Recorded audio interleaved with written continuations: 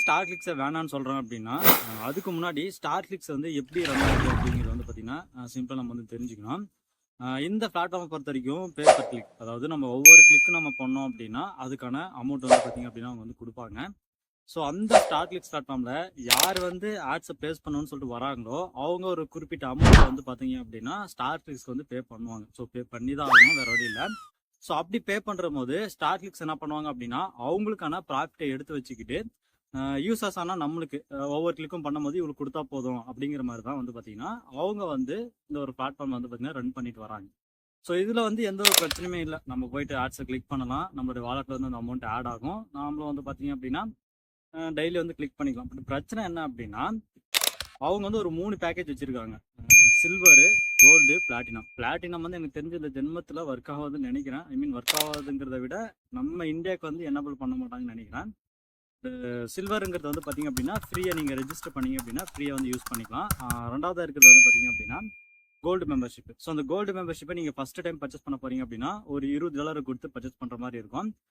அதுக்கு அடுத்ததாக செகண்ட் மந்த்லேருந்து நீங்கள் அதை பர்ச்சேஸ் பண்ணி ஆகணும் அப்படின்னா $30 வந்து ஸ்பெண்ட் பண்ணுற மாதிரி இருக்கும். ஸோ இதுதான் வந்து பார்த்தீங்க அப்படின்னா இந்த பேக்கேஜினுடைய பர்பஸ். நார்மலாக இந்த ஸ்டார் கிளிக்ஸை நம்ம வந்து யூஸ் பண்ணும்போது ஒரு 1 இயர் ஆகும். இந்த $50 அவங்க சொல்றது வந்து பார்த்தீங்க அப்படின்னா மினிமம் த்ரெஷ்ஹோல்டே வந்து $50 நீங்கள் ரீச் பண்ணால் வித்ரா பண்ணிக்கலாம் அப்படிங்கிற மாதிரி வந்து சொல்லியிருப்பாங்க. அந்த $50 நீங்கள் வெறும் சில்வர் அக்கௌண்ட்டை மட்டுமே வச்சுக்கிட்டு நீங்கள் ரீச் பண்ணணும் அப்படின்னா எனக்கு தெரிஞ்சு ஆல்மோஸ்ட் வந்து 1 இயர் கிட்ட ஆகும். பட் அதுக்கான டைம் நீங்கள் ஸ்பெண்ட் பண்ண போகிறது என்ன அப்படின்னா எல்லாரும் சொல்கிற மாதிரியும் ஒரு 5 மினிட்ஸ்க்குள்ளே தான் வந்து நீங்கள் ஸ்பெண்ட் பண்ண போகிறீங்க. அதை நான் வந்து ஒத்துக்காமலாம் இல்லை. பட் அந்த ஒரு $50 நீங்கள் ரீச் பண்ணுறதுக்கு வந்து பார்த்தீங்க அப்படின்னா கண்டிப்பாக ஒரு 6 to 1 இயர் கண்டிப்பாக ஆகும். இப்போ எல்லாமே நம்மளுக்கு வந்து ஓகே, $50 வந்து நம்ம ரீச் பண்ணிட்டோம். $50 வந்து பார்த்தீங்க அப்படின்னா அவங்க மினிமம் த்ரெஷ்ஹோல்டாக வச்சிருக்காங்க. அந்த $50 வந்து ரீச் பண்ணுறதுக்கு அப்புறமா நீங்கள் வித்ரா பண்ணலாம்னு சொல்லிட்டாங்க. அதை ரீச் பண்ணுறதுக்கு அப்புறமா நம்ம வந்து வித்ரா பண்ணுறோம் அப்படின்னு வச்சுக்கோங்களேன், கண்டிப்பாக வித்ரா பண்ண விட மாட்டாங்க. அப்படி நீங்கள் மேனுவலாக வித்ரா பண்ணணும் அப்படின்னா ஒரு சில டாக்குமெண்ட்ஸ் வந்து கேட்பாங்க. அதில் வந்து நம்மளுடைய ஐடிஸ் வந்து சென்ட் பண்ணுற மாதிரி இருக்கும்.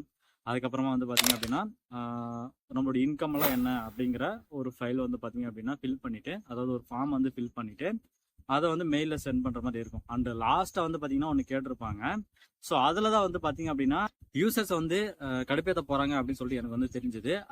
அந்த விஷயம் என்ன அப்படின்னா டேக்ஸ் கன்ஃபர்மேஷன் லெட்டரை வந்து கேட்டாங்க. ஸோ அந்த டேக்ஸ் கன்ஃபர்மேஷன் லெட்டரை நம்ம பே பண்ணணும் அப்படின்னா, ஐ மீன் பே பண்ணணும் இல்லை, சென்ட் பண்ணணும் அப்படின்னா இயர்லி நம்ம வந்து எப்படியோ ஒரு 7 lakh ஆச்சு நம்ம வந்து பார்த்தீங்க அப்படின்னா சம்பாதிச்சிருக்கணும். ஸோ அந்த 7 lakh நம்ம சம்பாதிச்சிருந்தா மட்டும்தான் டேக்ஸை வந்து பே பண்ணுற மாதிரி இருக்கும். ஸோ டேக்ஸை பே பண்ணால் தான் நம்மளுக்கு வந்து பார்த்தீங்கன்னா அந்த டேக்ஸ் கன்ஃபர்மேஷன் லெட்டரும் கிடைக்கும். பட் உண்மை என்ன அப்படின்னா அந்த அளவுக்கு சம்பாதிச்சிருந்தா இந்த பிளாட்ஃபார்முக்கு வந்து பார்த்தீங்கன்னா யாருமே வரமாட்டாங்க.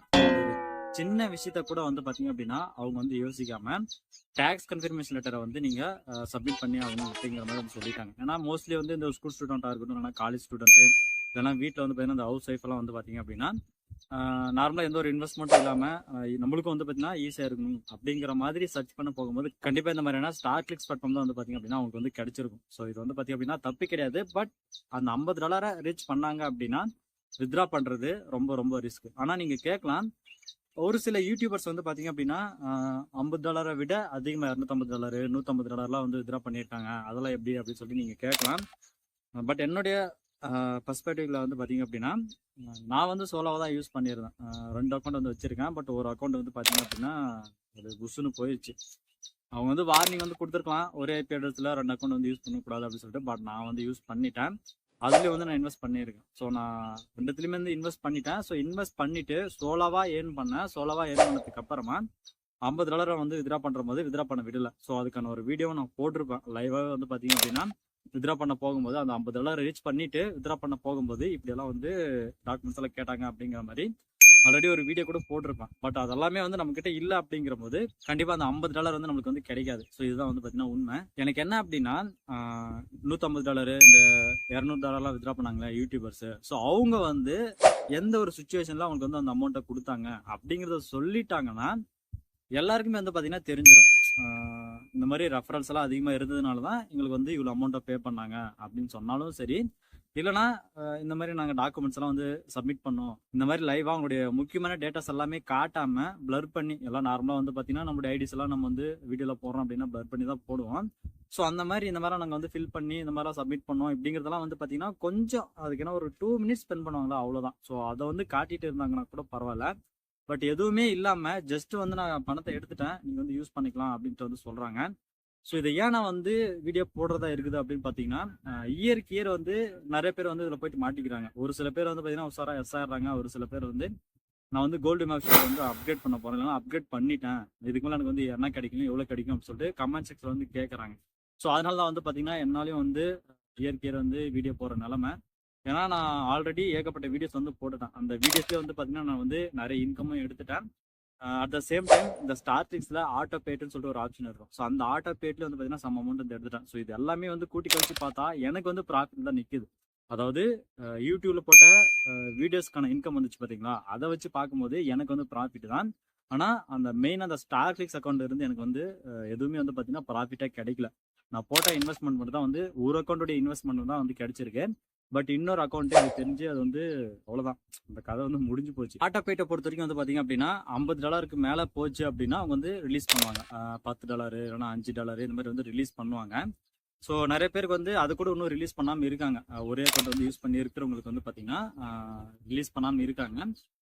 ஸோ டில் நீங்கள் வந்து இது யூஸ் பண்ணி ஆகணும் அப்படின்னா இதுதான் விஷயம், ஓகேவா. ஸ்டார் கிளிக்ஸ்க்கு வந்து பார்த்தீங்க அப்படின்னா அவங்களுக்கான பெனிஃபிட்டும் வந்து கிடைச்சிருச்சு. பட் பெனிஃபிட்டும் கிடைச்சுமே யூசர்ஸ்க்கு வந்து பே பண்ண விரும்பல அப்படிங்கிற போது கண்டிப்பாக எனக்கு வந்து அங்கே தான் வந்து இந்த பிளாட்ஃபார்மை நம்ம வந்து யூஸ் பண்ண விடக்கூடாது அப்படிங்கிற மாதிரி வந்து தோணுச்சு தவிர, மற்றபடி உங்களை வந்து இதில் சம்பாதிக்கவே வைக்கக்கூடாது அப்படிங்கிற மாதிரிலாம் எண்ணம் கிடையாது.